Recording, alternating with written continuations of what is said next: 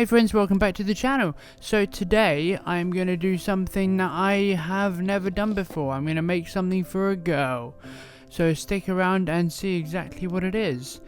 I am a bit of a traditionalist, I can say that with some honesty.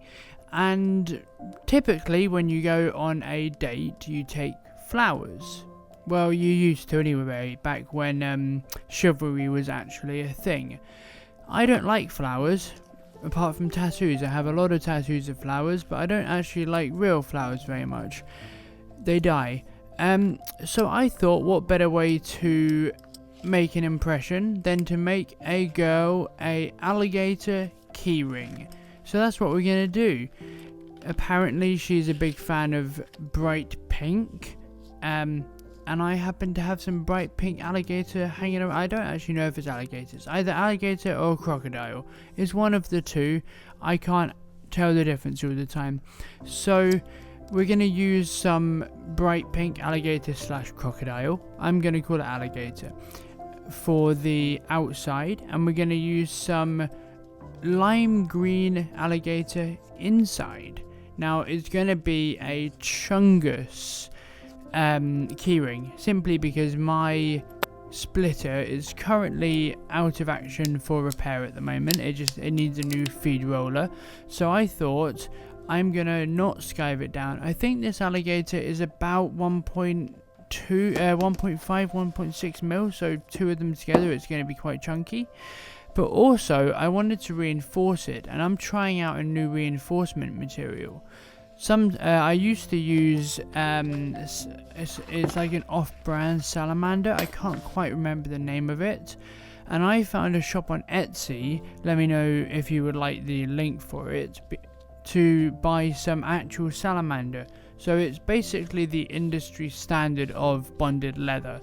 It's crazy nice to work with. The old stuff that I was working with was quite dry, so when you put glue on it, it just curled up because it just sucked all the glue in, and then you had to put another coat on. It was a bit of a nightmare. So I found the actual salamander on Etsy. I paid actually quite a reasonable price for it, and I've got to say I love it. Now the colour's different. The one I used to use was like a whitish off-white stuff. It was basically the colour of leather dust. This is black, so obviously you want to skive it down as much as you can at the edges so you don't see the actual salamander. But I also wanted to raise it. This is going to be a hell of a keyring. I hope it does make an impression. Let me know if you're a girl watching this video, or a guy. I don't really mind either way. Well, I'm personally not gay, but each to their own. If you would be impressed with, instead of flowers, an alligator keyring as a introduction on a first date, let me know. Is it the sort of thing that is a nice go-to, or is it a very strange I'm gonna be locked up kind of thing? Who knows? But anyway, you have to skive it real close at the edge, because if you don't, you're gonna have, or the salamander 0.6 millimeters. No, 0.3 I bought. Is it 6 or 3? I can't remember. It's thin, plus the call it 2 millimeter, 2.5 millimeter in total alligator. You're getting to some quite chungus. I like that word, chungus. Quite a chungus keyring. I always get asked this question. I'm using Pro Italia Plus's graphite range of pricking irons at 3mm stitching distance. I absolutely love these, and I'm using a Misi superfine linen thread, which is again gorgeous to use. You'll see that in a second. But I decided to raise it because I like things to look raised, padded. My watch strap, which I made, and you can see a video of it on the channel, it's a blue lizard watch strap. I absolutely love it. I need to give it a bit of a polish actually.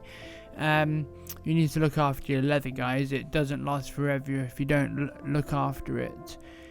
But once you put the you just saw me doing the pricking before I put the sides together.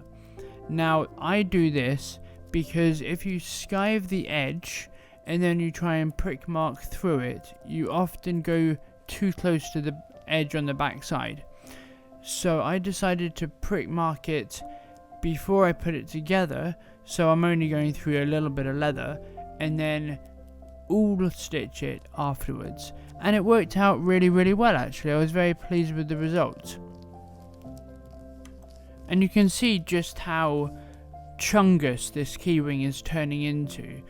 It's gonna be a beast. You'll see at the end that it looks phenomenal.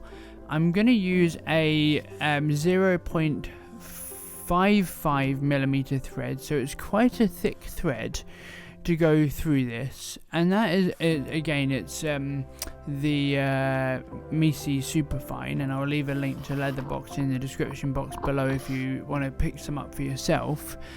And it's thick, but that's because I'm stitching through quite a hard leather. So this is glazed alligator. Obviously there's different finishes to most leathers. There's matte, there's millennium, and there's glazed. Glazed is quite hard. It's quite a tough leather to work with, especially cut, and it's also quite a hard leather to stitch through because it obviously is glazed and it's a super hard scales. And again, creasing it, you have to have your creasing iron really hot. Well, not really hot, you'll burn it, but I had mine set at 5, which is much hotter than I usually crease. I usually crease at about a 4, a 3 if it's veg tan. This was hard. You have to push really hard as well. And so I went with the like cream stitching, because this is obviously a very bold keyring and it's a present, so she had absolutely zero say in how I stitched it, how I finished it. She didn't even know I was making it, so I might let you know in the comments if she liked it, if you'd like to know. Always heat up your first layer of edge paint, because you're essentially melting it into the leather to really seal it. The purpose of edge paint, yes, you can make it look beautiful and clean and with no seam, but the purpose of edge paint, like the purpose of burnishing, is to seal your edge, because leather's absorbent. It'll absorb moisture, it'll absorb every oils and things from your hands, so you want to seal up any open fibers, and the edges are obviously open fibers. So we seal that up, and then I'm using these absolutely lovely stainless steel, they're called Sam Brown studs, because I didn't want to stitch it together, because if it ever needed repairing, restitching, if she wanted to take the keyring off it, it would be very difficult to do if you just stitched it closed. So I decided to go with the Sam Brown stud, which I thought ended up very well. If you're liking this video, and if you like my content in general, don't forget to like, comment and subscribe, because I can't do these videos without your support. And if you're enjoying it, I need to know you're loving it, and I need to see that support by like, commenting, and most importantly, subscribing. But here we go, that is it. That is a lined, raised, reinforced alligator keyring. This thing would cost hundreds of pounds, and it was a gift on a first date.